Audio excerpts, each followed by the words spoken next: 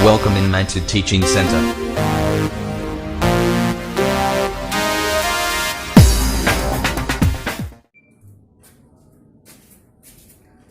Good morning, मैं Mantu sir. आप सभी का मंटू टीचिंग सेंटर में स्वागत है। मेरे प्यारे बच्चों, आप लोग का कमेंट था कि क्लास 10th पढ़ाइए, तो हमने स्टार्ट किया ट्रिगोनोमेट्री से। क्लास 10th त्रिकोणमिति हम लोग पढ़ेंगे। सबसे पहले तो त्रिकोणमिति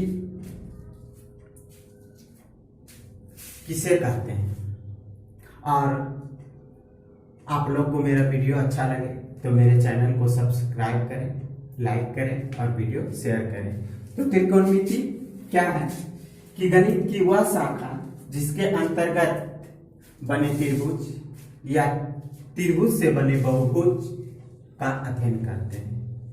गणित की वह ब्रांच है कि जिसके अंतर्गत बने त्रिभुज या त्रिभुज से बने बहुभुज का अध्ययन करते हैं। जैसे गणित की वह शाखा जिसके अंतर्गत बने त्रिभुज या त्रिभुज से बने बहुभुज का अध्ययन करते हैं ना। कहता गणित की वह शाखा जिसके अंतर्गत बने त्रिभुज या त्रिभुज से बने बहुभुज का अध्ययन करते हैं। तो मान लिया एक चतुर्भुज लेते हैं।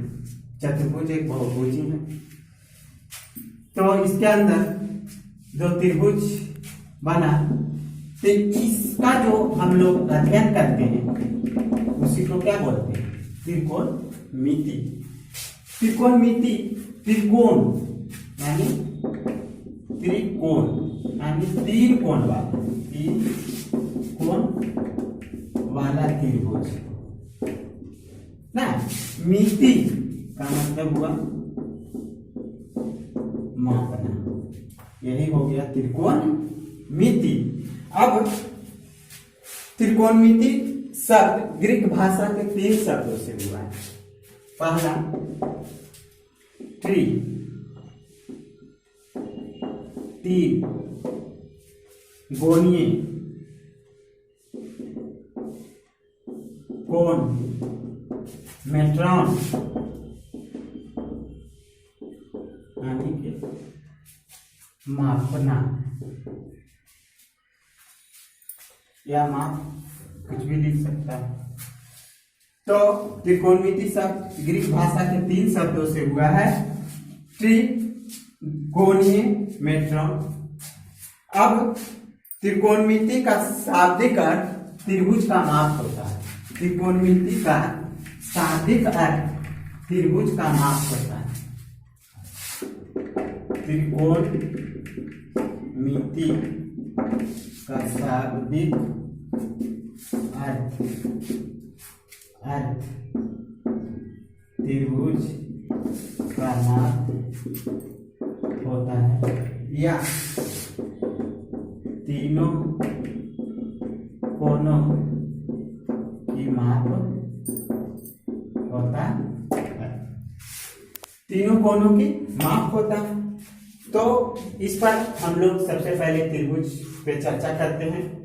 त्रिभुज सबसे पहले क्या है, किसे कहते हैं, त्रिभुज कितने प्रकार के हैं। तो ट्रायंगल त्रिभुज देखते हैं। त्रिभुज क्या है?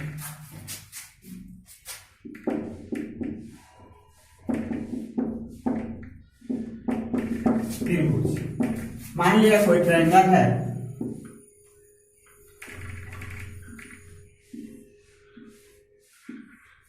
ए बी सी, कोई भी त्रिभुज।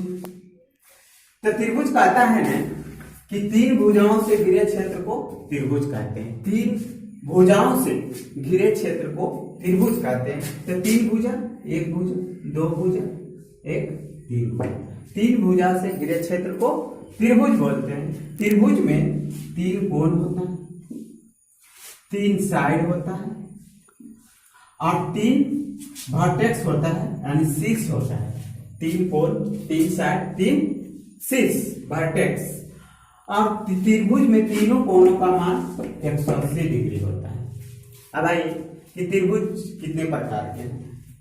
तो भुजा के विचार से त्रिभुज 3 प्रकार के, कोण के विचार से त्रिभुज 3 प्रकार के। तो सबसे पहले हम लोग भुजा के विचार से देखते हैं। भुजा के विचार से त्रिभुज 3 कौन कौन? समबाहु त्रिभुज, समबाहु त्रिभुज। दूसरा समद्विबाहु त्रिभुज। तीसरा विषम बाहु त्रिभुज, समबाहु, समद्विबाहु और विषम बाहु त्रिभुज। ये हो गया भुजा के दृष्टिकोण से, भुजा के विचार से। तो समबाहु त्रिभुज किसे कहते हैं? जिस त्रिभुज की तीनों भुजा आपस में क्या हो? बराबर हो, समबाहु त्रिभुज कहा जाता है। समद्विबाहु त्रिभुज, जिस त्रिभुज की 2 भुजा आपस में बराबर हो, समद्विबाहु त्रिभुज कहलाता है। विषम बाहु त्रिभुज, जिस त्रिभुज की तीनों भुजा आपस में असमान लंबाई का हो, विषम बाहु त्रिभुज कहा जाएगा। अब देखते हैं कि कोण के विचार से, कोण के विचार से कौन कौन है? कोण के विचार से है पहला न्यून कोण त्रिभुज, दूसरा समकोण त्रिभुज, तीसरा अधिक कोण त्रिभुज है। न्यून कोण, समकोण और अधिक कोण। अब न्यून कोण त्रिभुज किसे कहते हैं? जिस त्रिभुज की तीनों कोण न्यून कोण हो, यथार्थ 90 डिग्री का हो, न्यून कोण त्रिभुज कहा जाता है। समकोण, जिस त्रिभुज का एक कोण समकोण या 90 डिग्री का हो, समकोण त्रिभुज कहलाता है। अधिक कोण त्रिभुज, जिस त्रिभुज का एक कोण अधिक कोण हो, अधिक कोण त्रिभुज कहलाता है। त्रिभुज के बारे में हम लोग चर्चा किए। अब इसमें मेन फोकस डालना है, मेन चीज है कि समकोण त्रिभुज के बारे में ही पढ़ना है। पूरा त्रिकोणमिति है समकोण त्रिभुज पर ही टिका हुआ है। समकोण त्रिभुज बहुत ज्यादा इंपॉर्टेंट है। तो हम लोग देखते हैं कि समकोण त्रिभुज क्या है। हम लोग समकोण त्रिभुज, समकोण त्रिभुज किसे कहते हैं? समकोण त्रिभुज, जिस त्रिभुज का एक कोण समकोण, जिस त्रिभुज का एक कोण समकोण हो, यथार्थ 90 डिग्री का हो, उसे समकोण त्रिभुज कहते हैं। समकोण त्रिभुज, समकोण त्रिभुज में 2 कोण न्यून कोण होता है। एक कोण समकोण होता है, 2 कोण न्यून कोण होता है। अब यहाँ देखेंगे कि समकोण त्रिभुज तो एक कोण 90 डिग्री का होता है, लेकिन 2 कोण न्यून कोण होता है। तो 2 कोण न्यून कोण होता है, तो एक कोण अगर 90 डिग्री हो गया तो त्रिभुज में तीनों कोणों का मान 180 डिग्री होता है। तो मान लिए ई 90 डिग्री, तो ई कितना होगा? अगर इसको हम 45 मानते हैं तो इसको भी 45 मानना होगा। तो 45 दूनी 90, 90 180। अगर 45 नहीं मान करके अगर इसको हम 60 मानते हैं, तो अगर ये 60 तो 30 छोटी 9 और 90 180। तो समकोण के साथ एक कोण समकोण और 2 न्यून कोण होता है। अब इसमें ध्यान देना है कि समकोण के सामने वाली 90 डिग्री के सामने वाली भुजा कर्ण कहलाती है, हाइपोटेनस कहलाती है। अब समकोण के सामने वाली भुजा कर्ण हमेशा लंबी भुजा कर्ण होता है, लेकिन यहाँ लंब और आधार क्या होगा कि अगर हम इसको छीटा मानते हैं तो इसके सामने वाले भुजा लंब कहलाएगा, ये आधार हो जाएगा। अगर इसको छीटा मानेंगे तो, अगर इसको नहीं मान करके अगर इसको छीटा मानते हैं तो छीटा के सामने वाली भुजा ये लंब हो जाएगा, ये आधार हो जाएगा। यानी कहने का मतलब है कि कर्ण स्थिर रहता है, लंब और आधार इंटरचेंज होता है, आपस में अदला बदली होता है। तो समकोण त्रिभुज में कर्ण स्थिर और लंब और आधार आपस में इंटरचेंज होता है। अगर इसको छीटा मानेंगे तो ये लंब, ये आधार, अगर इसको छीटा मानेंगे तो इस छीटा के सामने वाली भुजा लंब और ये आधार होगा। तो ये तो हो गया समकोण त्रिभुज। तो समकोण त्रिभुज की भुजा, समकोण त्रिभुज की भुजा मान लिया कोई भी भुजा अगर 3, 4, 5 लेते हैं तो समकोण त्रिभुज की भुजा 3, 4, 5 लेते हैं तो कर्ण का वर्ग दोनों छोटी भुजा के वर्ग के बराबर होता है। कर्ण का वर्ग दोनों छोटी भुजा के वर्ग के बराबर होता है। तो जो भी इस शर्त को पूरा करेगा तो समकोण त्रिभुज की भुजा कहलाने का हकदार होगा। तो मान लिया कोई भी 3 संख्या, तो ये 3 संख्या मान ली 3 संख्या ली, तो 3 संख्या में 3, 4, 5 तो कर्ण सबसे लंबी भुजा, तो कर्ण को अगर 5 मानते हैं तो लंब स्क्वायर कर्ण स्क्वायर बराबर लंब स्क्वायर प्लस आधार स्क्वायर, यानी कि कर्ण का वर्ग दोनों छोटी भुजा के वर्ग के बराबर होता है। तो कोई भी 3 संख्या अगर इस शर्त को पूरा करेगा तो ही वह समकोण त्रिभुज की भुजा कहलाएगा। तो देखो मान लिया लंबी भुजा 5, कर्ण का स्क्वायर 5 स्क्वायर, लंब स्क्वायर 3 और आधार 4, तो क्या हो जाएगा 25 बराबर 9 प्लस 16, 16 9 25 हो गया ना। तो इसका मतलब है कि कोई भी 3 संख्या अगर इस शर्त को पूरा करता है तो समकोण त्रिभुज की भुजा कहलाने का हकदार होगा। अगर मान लिया संख्या लेते हैं 6, 8, 10, तो 6, 8, 10 तो कर्ण का वर्ग दोनों छोटी भुजा के वर्ग के बराबर होता है। तो कर्ण का वर्ग तो 10 का स्क्वायर बराबर लंब स्क्वायर 6 स्क्वायर प्लस आधार स्क्वायर 8 स्क्वायर। अब देखो 100 हो गया, ये 64 हो गया, 36 आई 64, तो 6, 4, 10, 6, 3, 9, 1, 10, यानी कि ये क्या हो गया बराबर हो गया। तो कोई भी संख्या अगर 3 संख्या कोई भी 3 संख्या अगर इस शर्त को पूरा करता है तो समकोण त्रिभुज की भुजा कहलाने का हकदार होगा, यह ध्यान देना है। अब आप इसमें समकोण त्रिभुज के बारे में देखें समझे। अब इसमें कुछ आगे देखते हैं, फॉर्मूला बन रहा है,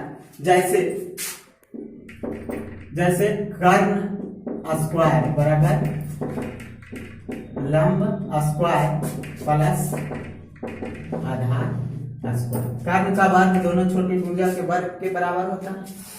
तब आप देखो कर्ण स्क्वायर बराबर इतना, अगर केवल कर्ण लिखें तो यह स्क्वायर के इधर जा करके अंडर रूट, तो रूट अंडर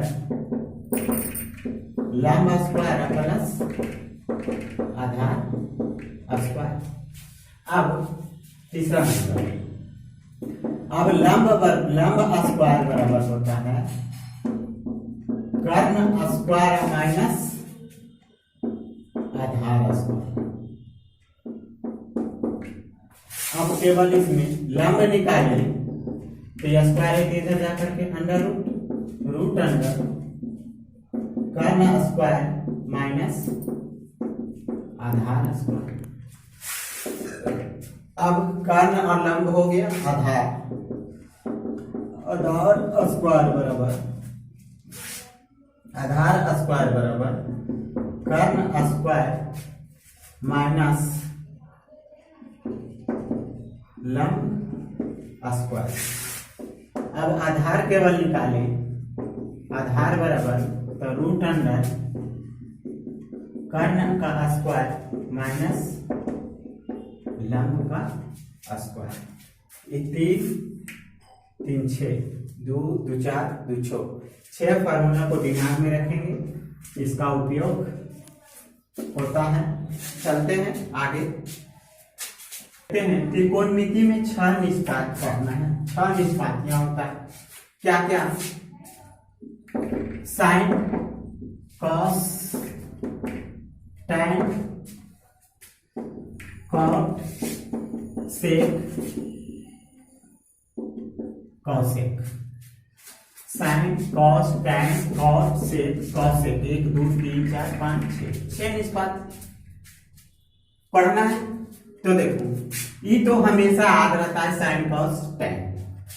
तो साइन चेंज होता है कॉसेक, क्योंकि साइन जो है ना ये 3 लेटर का है, तो 3 लेटर से दुगना 3 से 5 होता है, तो साइन 3 के बाद 5वां लेटर जो होगा वो साइन चेंज होगा कॉसेक में ना, साइन चेंज होगा कॉसेक में। अब कॉस चेंज होगा सेक में, क्योंकि एस इसमें भी है, एस इसमें भी है, सी इसमें भी है, सी इसमें भी, इसे मिलता जुलता है, तो कॉस चेंज होगा सेक में। और टाइन और कॉट बच गया, टाइन या कॉट में, तो टाइन कॉट होगा, टाइन होगा कॉट में चेंज। यानी कि कहने का मतलब है कि साइन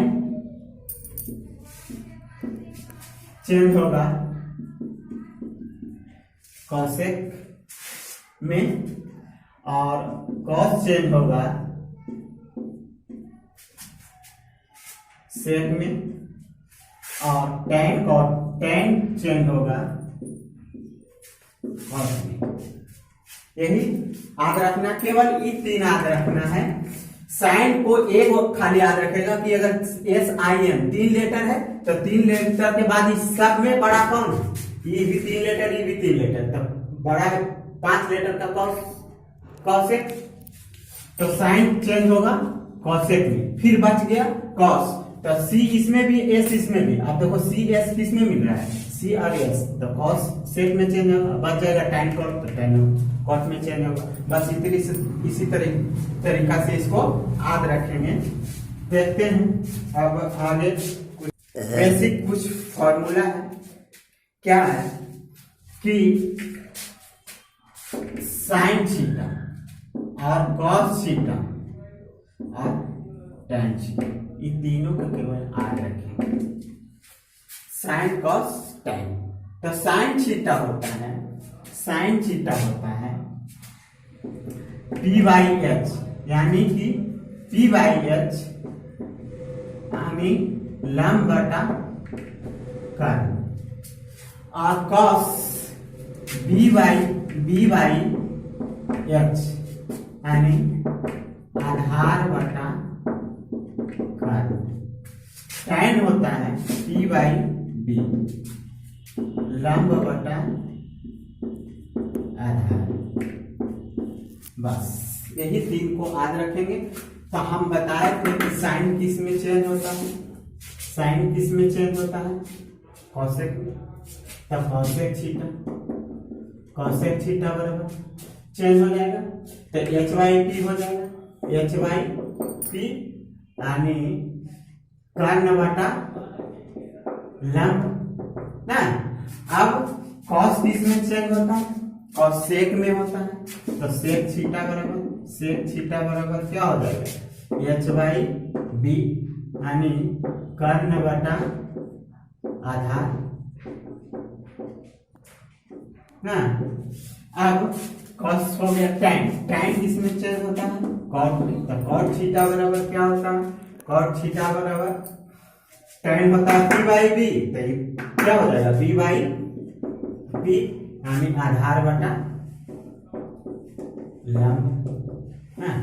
यही तो है, अगर ये 3 हाथ है तो ये 3 ऑटोमेटिक साइन चेंज होगा कॉसेक में, कॉस चेंज होगा सेक में, और टैन चेंज होगा कॉट में।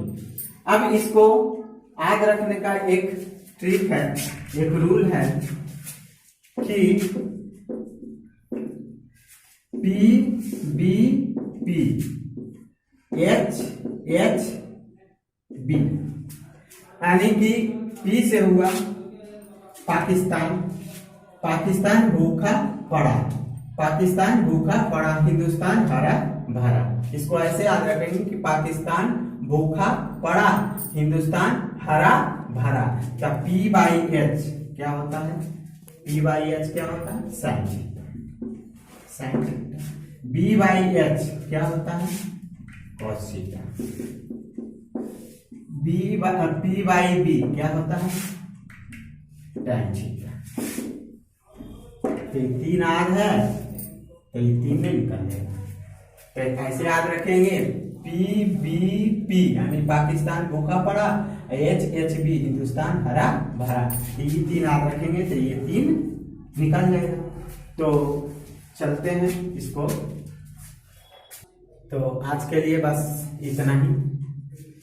पहला क्लास आज क्लियर हुआ त्रिकोणमिति में।